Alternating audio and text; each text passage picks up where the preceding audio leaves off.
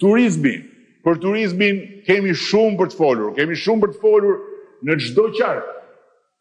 Por atyre që ishin mësuar të mburreshin me 1 milion turist, ku turist më llogarisnin dhe mua dhe ju sa e hynim e dilnim, ndërkohë që ne turist llogarisim vetëm ata që kanë pasaport tjetër, jo pasaport shqiptare, u duhet përplasur pasqyra e jashtëzakonshme e këtij transformimi.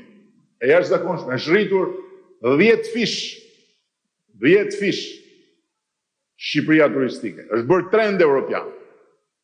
12 milion turistë në 2024. Viti ka nisur janar-shkurt 20% më shumë vizitorë se sa janar-shkurti i vitit kaluar. Mund të shkojmë në 20 milion pa asnjë frikë në 2030.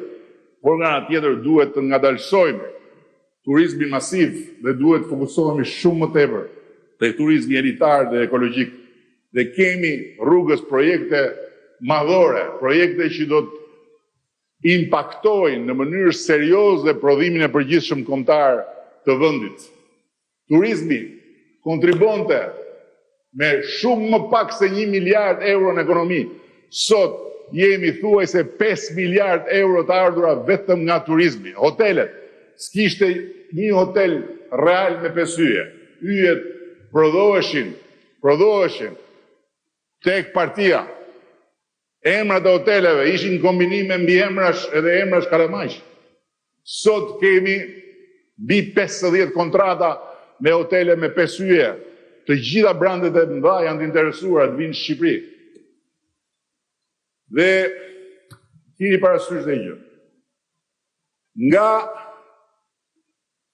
banorët e Republikës së Shqipërisë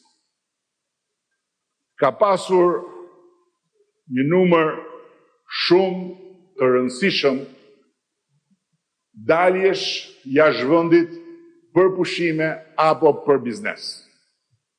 Dhe ky numër është 3 fishi i numrit që ishte. Pra banorët rezident në Republikën e Shqipërisë kanë dalë 3 herë më shumë për turizëm dhe biznes jashtë.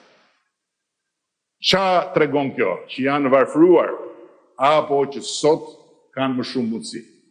Ndërsa brenda Shqipërisë në 2024 kanë lëvizur për turizëm 979.456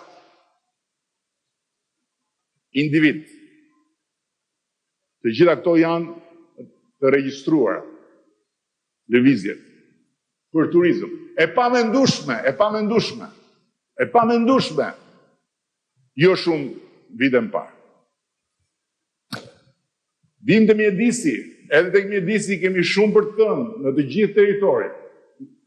Por pika ku unë do të përqendrohem është rritja e sasisë së hapësirës së zonave të mbrojtura në 22% të territorit. 22% të territorit ne kemi zonë të mbrojtur dhe kemi legjislacion të ri komplet europian për zonat e mbrojtura që i gjetëm të mbushura me qibane dhe me tumore kënete nga të 4 anë.